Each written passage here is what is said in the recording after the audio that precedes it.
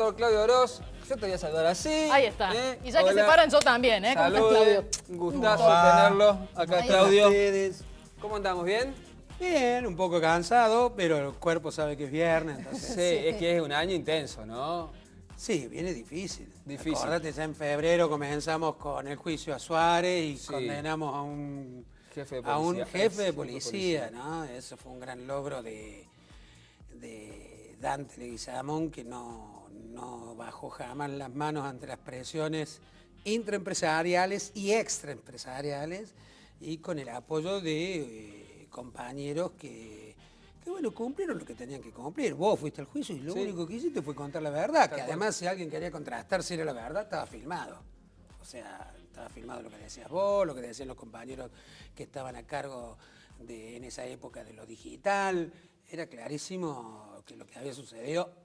Sí, pero había que sentarlo. Hay un ex jefe de policía y después de todo lo Y que tener pasó, un fiscal ¿no? en contra. Y un fiscal que pateó que a favor del quería acusado. aplicar más o menos el código canónico para salvarlo, pero bueno, todos obstáculos que el derecho tradicional, ese derecho tan apegado a los poderosos y que le cuesta tanto juzgar a los poderosos, tuvo que en alguna medida, obviamente, en presencia de un tribunal que no respondía a la misma tradición, receptó nuestros argumentos, porque además no es que nosotros somos re inteligentes y manejamos la lógica, era contundente la prueba. Alguien siempre dijo que las condenas son en base a la prueba, ni siquiera lo que dice el abogado, ¿no? Y ahí la prueba habló por Dante. Y la verdad que fue un hito para la historia también del periodismo de Córdoba. Y así ¿eh? empezamos el año y hemos continuado con muchísimas cosas. Sí, y ahí te voy a ¿no? preguntar lo que va a pasar dentro de unos meses también allí en La Rioja, pero vamos a hablar de lo del lunes, porque me parece muy interesante viéndolo en retrospectiva. 10 años del primer juicio por violación de derechos humanos, crímenes de lesa humanidad. Conversatorio va a ser el próximo lunes, 6 de la tarde, en el Pabellón Argentina. López de Filoniuk, Silvia Plaza y vos, ¿no? Sí. 10 años, un juicio que termina, la lucha que continúa. Además, mirá, este sábado Sí. es 25 de Sí, agosto. sí. 2 años de la sentencia de la Perla. Y se estrena, de paso lo digo ahora, en Canal U El a mismo las sábado. 10 de la noche y en Canal 10 a las 6 de la tarde, la sentencia, justamente el documental que elaboró la gente del CEPIC, ahí de la Facultad de Ciencias de la Comunicación. Claudio, parece increíble que hayan pasado 10 años, ¿no? Cuando lo mirás en perspectiva, ¿cómo te preparaste para esos días? Tengo unas imágenes tuyas también muy jóvenes que vamos a pasar. Estábamos muy nerviosos. Convengamos que, del hecho, Por primero, dominio de la voluntad en un aparato fue el primer organizado juicio que del nosotros poder. logramos llevar a juicio oral. Lo veníamos desarrollando desde antes de que se declararan la nulidad e inconstitucionalidad de las leyes de obediencia debida y punto final, porque habíamos descubierto en este trabajo que hacíamos junto con la doctora Graciela López de Filoniuk, que estos casos no estaban comprendidos en las causas, ni siquiera que se habían dictado el indulto, ni los casos que primero eran los que tenían plazo preventorio, Claro. de punto final, ni las de obediencia debida. Alguna vez uno tendría que contar la historia, pero acá vino una compañera de Santa Fe a buscar su papá, Lucila Pujol, que había sido asesinado en diciembre de 1976 por la espalda, en lo que se llamaba una ratonera. O sea, lo esperaba el grupo represivo dentro de la casa, cuando él se da cuenta, sale corriendo, lo fusilan, ¿no? Y estaba enterrado en el cementerio San Vicente. Cuando vamos a buscar su cuerpo, con el equipo argentino de antropología forense, nos encontramos 4 cuerpos, que no eran el papá de Lucila Pujol, pero eran los 4 asesinados en este procedimiento, enterrados en una tumba individual, no en la gigantesca. No esa fosa común. No en la fosa común. Entonces esto nos dio la posibilidad de empezar a investigar ese caso y vimos que de los 4 que estaban allí, 3 nunca habían sido causas. Y uno solo estaba por privación ilegítima de libertad, un compañero que era de Artes, Cardoso. En tanto, los otros 3 no estaban ni por privación, ni por tormentos, ni por asesinato, porque se suponía que habían muerto en un enfrentamiento en Avenida Colón y Sagrada Familia.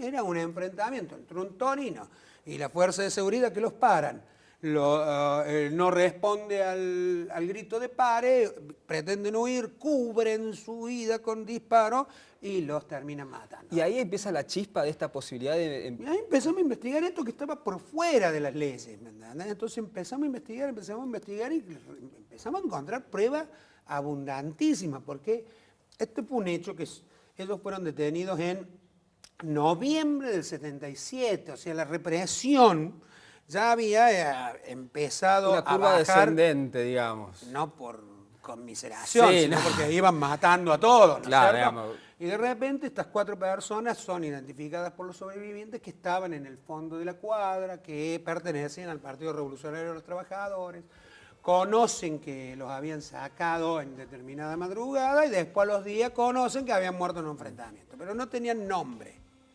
Sin embargo, vos mira, la actual decana del FAMA, Mirta Iriondo. en 1984, porque también decían que nosotros inventábamos las causas, vos viste que el ladrón cree que todos son ladrones. Que todo es de su condición. Y los genocidas creen que todos tenemos la metodología de los genocidas, y no es así. Si algo nos planteó hijos y familiares como abogados de ellos es que si había justicia que fuera respeto al debido proceso, respeto al derecho de defensa, y creo que en eso hemos sido ejemplares. A nivel Hemos mundial. pedido absoluciones cuando teníamos la íntima convicción de que eran los autores, pero no teníamos las pruebas necesarias. Y nosotros lo hemos hecho, en 2 juicios seguidos. Digo esto porque no habla de la calidad moral nuestra, habla de la calidad moral de los que representamos, hijos y familiares de desaparecidos, detenidos por razones políticas de Córdoba. ¿Y qué sucedió allí? Por ejemplo, Mirta Iriondo en 1984, a requerimiento de la CONADEP, cuenta, porque ella en determinado momento atendía y le daba la comida a la gente, y el terrible desazón que tenía una detenida, que se llama Hilda Flora Palacios, que luego se descubren sus restos y se los identifican y los podemos entregar a la familia, que contaba que ella había venido a Córdoba con 2 de sus hijas y un hijo de un matrimonio de compañeros que en mayo del 77 habían sido secuestrados y asesinados en Buenos Aires, que ni siquiera sabía su apellido. Nada. Entonces tenía 3 chicos, de los cuales su hija mayor estaba documentada. Sí. Los otros 2 no tenían documentos. Esto lo cuenta Mirta Iriondo en 1984. Cuando vienen a declarar las hijas de Hilda Flora Palacio, surge que luego que los secuestraron los padres, un compañero de apellido Brizuela, el único dato que tiene que el papá es que el abuelo es canillita en Santa Fe. Se lleva a las chicas y se va a Santa Fe a tocar en el sindicato hasta que encuentra el abuelo y le entrega a las chicas. Y la chica viene y dice, la mayor estaba documentada, la segunda no estaba documentada y el otro pibe que teníamos como hermanito no estaba documentado. O sea, mira, 1984, 2008. 2008. ¿No? Vino a declarar, por ejemplo, una pariente mía, que ha fallecido el año pasado y era una profesora de muchísimo prestigio en trabajo social, Eve de Pascuale. Y cuando ella declara, ella es la que recibe este tercer chico, porque la situación de seguridad era tan difícil para ir a Flora Palacio que le entregan a este chico que no saben ni el apellido. Nada. Ellos lo reciben y desde el primer momento le cuentan que es hijo de padres desaparecidos, que había que buscarlo. El único dato que tenían era que el papá era de origen español. Y toda la vida estuvieron buscando, lo tuvieron que poner a su nombre para que fuera a ir a la escuela, etc. Y luego recuperamos su identidad, lo colocamos en comunicación con su familia en España y él, en agradecimiento a esta situación, puso el apellido de sus padres, además del apellido de Eve de Pascual y su ex marido Marcos Maita. La verdad que fue un juicio donde las piezas iban encajando de una manera que hasta a nosotros nos asombraba. ¿Y cuándo es que finalmente, después de lo que presentás vos, el trabajo con López Filoñuc, Martín Fresneda laburando también al lado tuyo, se llega a esa instancia donde le dicen, bueno, vamos a llevar adelante el juicio? Que eso fue como una novedad a nivel mundial casi. Claro, era la causa más avanzada. Había 2 causas que estaban muy avanzadas. Esta y la de tío de mis hijos, Diego Unzi, que era un estudiante del Colegio Nacional de Montserrat, que tenía 17 años cuando fue secuestrado. Pero la decisión de la justicia, no nuestra, fue avanzar con esta causa. Hubo muchas críticas, porque era una causa que solo tenía 4 víctimas, cuando el universo de víctimas en Córdoba era enorme. Pero ¿qué sucedía? Esta causa nosotros la habíamos hecho avanzar desde el año 2003, y la inconstitucionalidad y nulidad de la ley de evidencia de vida recién salió en el 2005, y ahí se reabrieron todas las Claro, obras. las O grietas sea, que había un camino que ya lo habíamos un lugar recorrido. para empezar a andar y que se pueda sentar, porque los pudieron sentar justamente a los genocidas. Además, llevábamos 5 años de gobierno que en alguna medida, y yo no voy a entrar a discutir por qué razones, cada uno hará su opinión, pero que había adoptado la política de memoria, verdad y justicia como política estatal, y nosotros en Córdoba, que era uno de los lugares, después de la ESMA y de Campo de Mayo, el mayor campo de concentración de la República Argentina, y junto con Tucumán, no teníamos juicio. Y Entonces, estaba en su era una casa, necesidad Menéndez. política judicial que tuviéramos juicio, y por eso se desarrolló.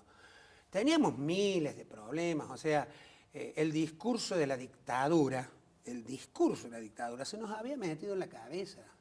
Entonces, no era lo mismo ser un expreso político que ser un ex desaparecido, detenido desaparecido. Había un vil de sospecha por los desaparecidos que habían reaparecido con vida, porque se les reprochaba, ¿qué hacen con vida si a todos los otros los demás los mataron? Una discusión muy fuerte hacia adentro entre O que eran sobrevivientes y familiares. delatores, o que eran traidores, Sí. o porque como algunas abogadas le preguntaban determinadas cosas y no le daban la respuesta que querían, bueno, automáticamente pasaban a ser traidoras, ¿me entendés?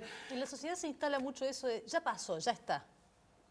No, pero es que ya pasó, ya está. A Rafael Nahuel lo acaban de matar por la espalda. Santiago Maldonado en un operativo de gendarmería armada, de si se ahogó y cuánto tiempo estuvo allí, porque ahora las pericias oficiales han sido puestas en cuestionamiento seriamente a raíz de la presencia de polen, que no podría estar si Pero estaba el está esa cuerpo gente, después de- digo, ¿no? Está hay gente que te dice, ya está, ya pasó. Y ya. bueno, pero también hay un Dejemos montón así. de italianos Claro. que votan la ultraderecha y la Liga del Norte y dicen, no, ya pasó y Mussolini era genial.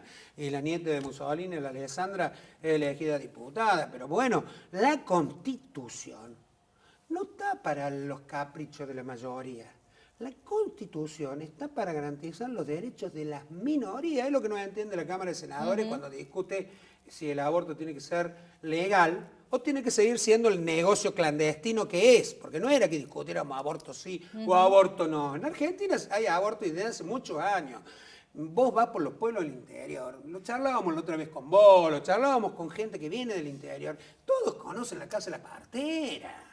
Claro. Entonces, esta clase Pero media está esa argentina, posición cómoda que es de esconder. lo más valioso que tenemos, porque somos uno de los pocos países de Latinoamérica que tiene una clase media con posibilidad de ascenso social y que lo ha logrado en gran medida porque existe la educación gratuita, pública, la universidad pública, y por eso ha podido llegar ahí, ni siquiera se da cuenta que todos los argentinos le pagan eso, pero se queja cuando le pagan un plan a quien está muchísimo más abajo que ellos, que lo necesita muchísimo más que él, porque en la medida que vas ascendiendo socialmente en la Argentina, te vas volviendo más pupista, más egoísta, Totalmente. más para adentro, más miedoso, ¿no? Sí, y además reaccionario con y todo pretensiones eso. de reflejarte en el garca, que no quiere que jamás llegue a eso. Pero esa gran clase media, que es nuestra gran virtud, a su vez también es nuestra gran tragedia, porque es muy prejuiciosa, es muy odiadora, es muy pendular. Y entonces es una batalla cultural. No Ahora, es menor que tenemos una batalla cultural. Pero esa clase media ni siquiera se da cuenta que existe en la Argentina porque hubo por lo menos un protoestado de bienestar que inició Irigoyen y en alguna medida consolidó el peronismo, y que algunos gobiernos posteriores lo trataron de mantener Desarrollar, hasta que ese mantener. equilibrio se rompió en el 76, ¿no es cierto? Sí. En Europa, todavía más allá de que hay presencia de partidos xenófobos y de derecha, vos vas a Suecia, ¿no es cierto? ¿Y cuál es la diferencia entre la derecha y la izquierda? Ambos quieren mantener el estado de bienestar. Los más derechosos quieren cobrar, en vez del 55% de impuesto, el 50%. Y la izquierda quiere seguir manteniendo el 55%. Pero no hay discusión que la salud tiene que ser estatal, socializada, gratuita, y no esta manga de súper prepaga y obras sociales que lo único que hacen que es reproducir en millones de lugares la misma administración para gastar más guita y para llevarse la de cada uno. Y que además tienen detalle, que saben que la justicia justamente tiene que funcionar porque es una garantía para todos los ciudadanos, ¿no? Pero La justicia tiene que funcionar, tiene que ser independiente, imparcial, dice la Convención Interamericana, y la justicia argentina es la justicia del poder. ¿O vos viste algún juez en la Argentina que juzgue hechos de corrupción cometidos mientras las personas están en el poder? no, ninguno. Y además después de andar mucho por tribunales, uno sabe que son siempre los que están sentados en el banquillo de los acusados los mismos. ¿eh? Es así. Es así. Ahora, O hace parodias que terminan en nulidad. también. Porque, a ver, podríamos discutir esto horas, ¿no? Sí. Después vamos a lo del observatorio, que es muy importante, porque lo organiza el Observatorio de Derechos Humanos de la Universidad Nacional de Córdoba, que no es menor que esa institución exista todavía Claro en la que sí. universidad. Tuvo Y- Rosana Gauna hace poquito Claro, hablando y de que eso. ahora el 27 hagamos una conferencia recordando estos 10 años, pero también recordando que la lucha continúa, porque el 2x1 lo tuvimos que defender el año pasado. Exacto. Y todos los días nos están sucediendo cosas que nos obligan a darnos cuenta que tener políticas estatales de memoria, y verdad, justicia no se trata del pasado, sino de garantizar nuestro futuro y el de nuestros hijos y el de nuestros nietos. Yo quiero que mis hijos y mis nietos vivan en este país, no quiero que vayan a otro. Pero para que eso pueda suceder tenemos que garantizar los nunca más, ¿no? Y en el tema corrupción, que era el que estábamos hablando recién, la corrupción estructural en la Argentina existe desde el 52 más o menos en adelante. Empezó a existir algún ruido con las obras públicas y algunas empresas de algunos empresarios sicilianos que habían llegado muy pobres a la Argentina y se transformaron rápidamente en la empresa patria contratista. constructora preferida de la última parte del gobierno de la década del 50, que se recicló con Frondizi, se recicló con Onganía, pero que en el 76 cartelizó la obra pública. Entonces, de ninguna manera, ningún gobernante está habilitado a recibir coimas. Y cuando se lo descubra con pruebas debe ser condenado, así se llame, como se llame, así sea Carlos Gardel, así sea José de San Martín, así sea Manuel Belgrano. Estamos hablando de grandes. Sí, sí, sí, sí. No, Y que incluso San no estos Martín mediocres lo que acusaron tenemos de- ahora. Pero quiero decir, pero con pruebas. Y con la verdad, porque para que haya coima hay una figura que se llama cohecho. Cohecho activo el que paga. Y cohecho pasivo el que recibe. Entonces, no puede ser que te dediques solo a los funcionarios que reciben y no te dediques a los empresarios No, que es pagan. increíble. ¿Vale con cuando- arrepentirse nada más? Digo, Claro. aparte, Y no, perdón, pero la ley de arrepentimiento es muy diferente a la de Brasil. Brasil existe lo que se llama la delación privada, premiada, perdón. Yo soy imputado y decido declarar todo, pero la obligación es eso, todo. Porque Y si me aportar. comprueban que algo de lo que dije es falso, y eso hasta me exime de prisión. En la Argentina el sistema no es así. Se hace un convenio de colaboración en un imputado que tiene un hecho. O sea, porque por ahí es imputado, la Constitución dice que el derecho penal funciona con hechos. Uno investiga hechos, después le va poniendo el nombre de las personas. Se lo terminó diciendo la Corte Suprema de Justicia de la Nación a la Cámara Federal de Córdoba cuando sobreseyó a Menem por el hecho de la explosión en Río Tercero. ¿Por qué? Porque en el requerimiento fiscal no figuraba Menem, pero sí figuraba el hecho. Claro. Si vos después que investiga el hecho aparece Menem, le toma declaración, no hay duda. Y le dieron una lección de derecho a nuestros monarcas de la Cámara Federal de Córdoba. Y le dijeron, muchachos, derecho procesal moderno. una. Entonces, ¿qué te quiero decir con esto? Si acá se realizan investigaciones serias y hay imputados que contribuyen, firmando un convenio, en decir cómo eran las maniobras, identificar los autores o coautores, tiene que ser un delito que haya cometido él o para más arriba, ¿no es cierto? A recuperar el botín, etcétera, pero siempre en el marco de este hecho. En el futuro, cuando vaya a juicio oral y público, la Cámara analizará la contribución que hizo y en su caso, en qué medida le baja la pena que le corresponderá. Pero es Clarito. imputado. Pero hay un imputado. Entonces, si la investigación son coimas, o sea, cohechos, yo te pago coima, yo empresario te pago coima o funcionario, no puede venir un testigo arrepentido y decir, me llamo Angelo Calcaterra, recién llego a la Argentina y yo no pagué coima, yo contribuí porque me apretaron a la campaña electoral. Bueno, eso no se llama cohecho, entonces no tiene que ver con el objeto del delito. ¿De qué estamos hablando? De la Entonces, justicia y cómo funciona. y va a terminar con nulidades esto. Es lo que uno Ese imagina. es el problema. Y ojalá que la Cámara Federal tenga la oportunidad esta semana de declarar la nulidad ya, para que los agarre un juez serio, con un fiscal serio, investiguen a fondo y caiga quien caiga.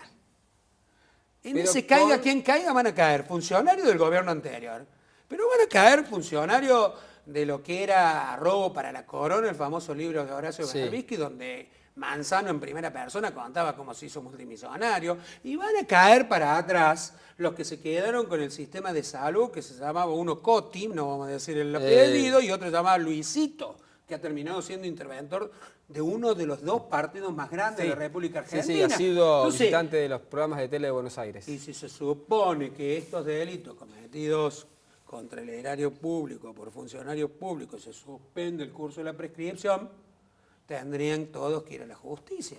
Es llamativo. O sea, si lo hace, lo hagamos bien. No. Sin nulidades. Y que caiga quien caiga. No me importa cuán alto ni cuán bajo. Bueno, en eso sí podemos decir que... Bueno, esto tiene que ver con lo que vamos a hablar en los Claro. debates. ¿Por qué? Porque la dictadura, que todos decimos que es dictadura militar, fue una dictadura cívico, militar, económica y eclesial. O sea, acá se formaron esos grupos que cartelizaron la obra pública. Mira si no tiene presente, ¿me entendés?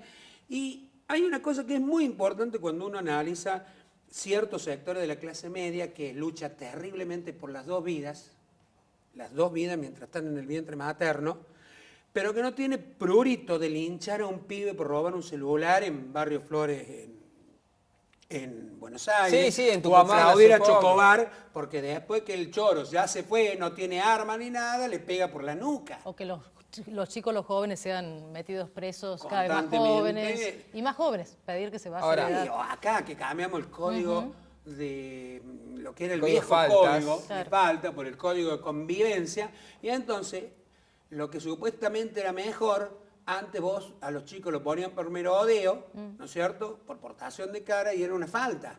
Ahora, como la cana no tiene esto y tiene que seguir con su altísimo grado de selectividad sobre los pibes jóvenes pobres, le hemos empeorado porque le ponen resistencia a la autoridad. Autoridad. ¿Tenés tu documento? No, resistencia a la autoridad, venga ¿Cómo para te acá. defendés ahí? Y es Bueno, penal. claro. Y te queda en el para siempre en tu Antecedentes, antecedente. claro. Vamos a recordar el día de la charla, pero quiero decir una cosa, Claudio. Estamos repasando muchos temas de la justicia y queda mucho por hacer. Sos un tipo que realmente lo que dice lo conoce porque trabajás todo el tiempo en tribunales. Pero una cosa que pasó con estos 10 años es que, por ejemplo, en las escuelas el 24 de marzo es un tema que se discute, se habla y se trata. Y eso cuando yo iba al colegio no pasaba. Y esto me parece que empezó a pasar en estos 10 años. Que si bien nos falta un montón, pero que a los chicos del 24 de marzo le empecemos a hablar de la tragedia nacional, es un punto donde me parece que hay algo allí para que en esas generaciones que vienen tengan presente también eso. Y eso, más allá de que no te lo voy a reconocer puntualmente a vos, sí a toda la gente que lleva adelante esos procesos, especialmente en Córdoba. Porque eso sí ocurre. Y yo creo que hubo una gran discusión si el 24 de marzo, el Día de la Memoria, era o no era feriado, etcétera, si se cambiaba de fecha o no. Lo concreto es que en la escuela se tiene que hablar del 24 de marzo. Los chicos lo tienen que escuchar. Y lo que principalmente tienen que escuchar los chicos es, flaco, pensá como quieras. No queremos que seas progresista.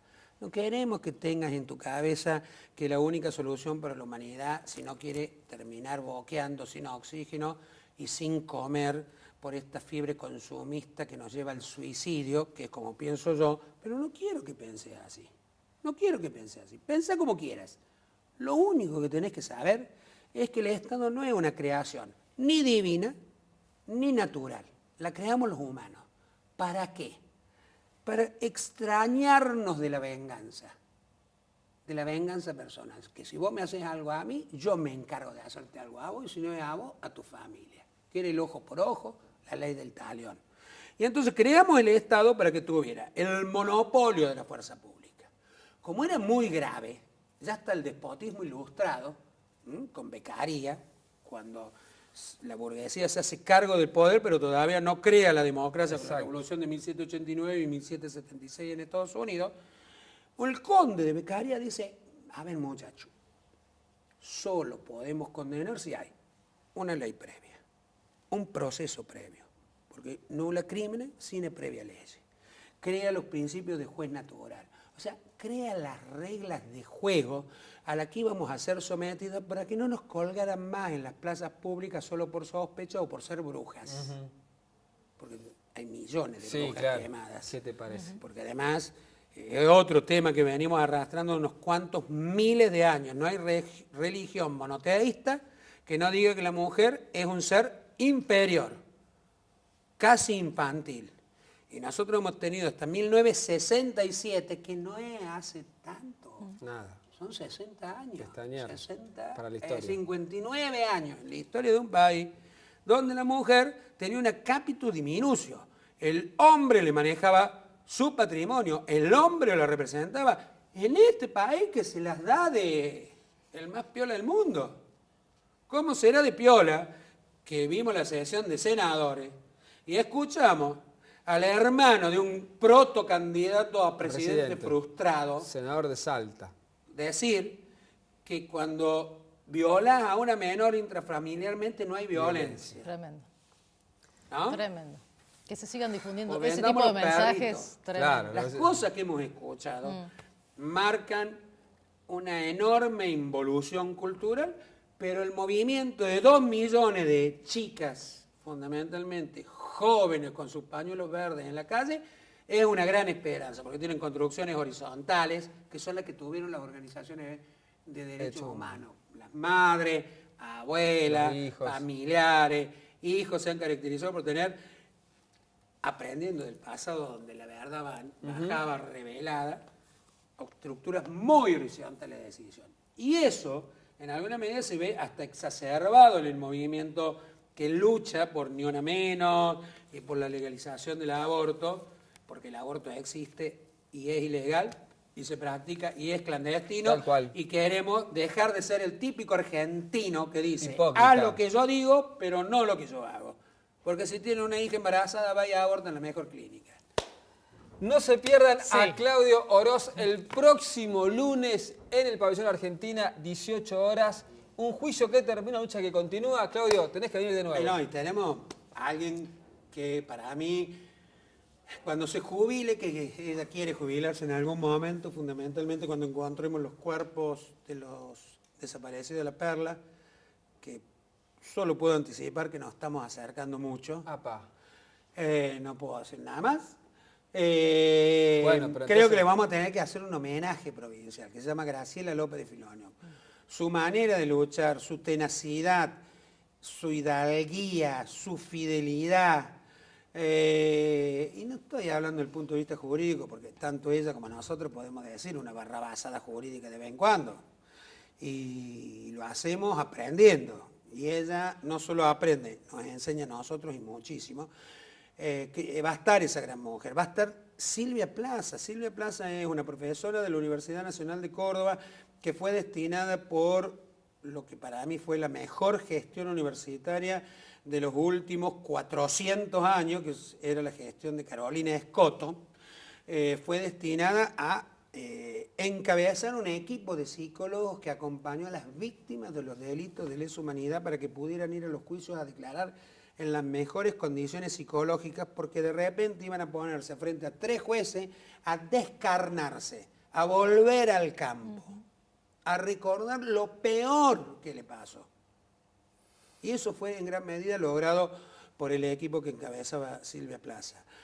Y que lo haga la Universidad Nacional de Córdoba, porque lo hace el Observatorio de Derechos Humanos de la Universidad Nacional de Córdoba, dependiente de la Secretaría de Extensión Universitaria, demuestra que aún cambiando las administraciones universitarias, con las que podemos estar en mayor o en menor medida de acuerdo, por lo menos en este sector hemos coincidido que las políticas de memoria, verdad y justicia son políticas estatales, a la cual la sumo, no a la municipalidad, a la Dirección de Derechos Humanos de la Municipalidad, que encabeza Guadalupe Mía, que también acompaña este tipo de iniciativas. Así que, y seguro que me estoy olvidando de mucha otra gente más, hasta la mesa de trabajo, Sí, bueno, ahí vamos de a estar derechos nosotros humanos, etcétera. Pero lo que Canal quiero 1. decir, que lo haga la universidad, en un momento muy particular de la universidad, en un momento muy crítico de la educación pública, con una manifestación de 100.000 personas en la calle, que incluso obligó a las autoridades a participar de ellas, Sí.